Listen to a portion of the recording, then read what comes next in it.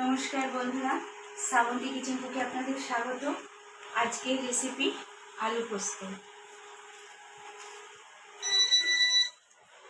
কড়াই তেল গরম করতে দিয়েছি বন্ধুরা। আলু ভেজে নিয়েছি। চটজলদি আলু পোস্তটা করব।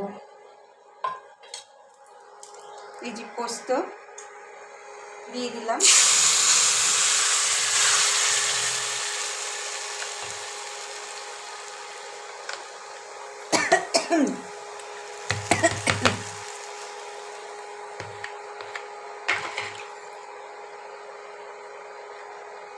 পোস্ত বাটা একটু দিলাম।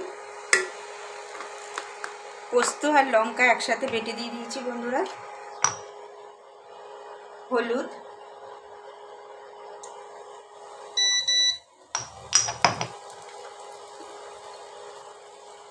লবণ স্বাদ অনুযায়ী। যেহেতু আলুটা ভেজে নিয়েছি, নুন হলুদ মাখানো ছিল।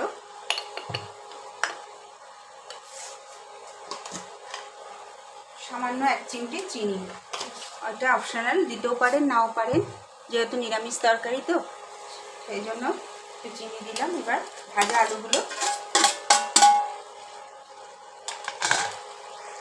দিয়ে দিলাম।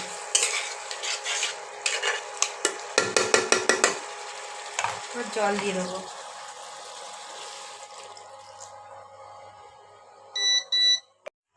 দেখুন বন্ধুরা, কালার দেখুন। আলু পোস্ত, সহজ পদ্ধতিতে আলু পোস্ত। এইরকম আরও নিত্য নতুন ভিডিও পেতে শ্রাবন্তী কিচেন থেকে সাবস্ক্রাইব ও পাশে থাকা বেল আইকনটা টিপে দেবেন। নমস্কার।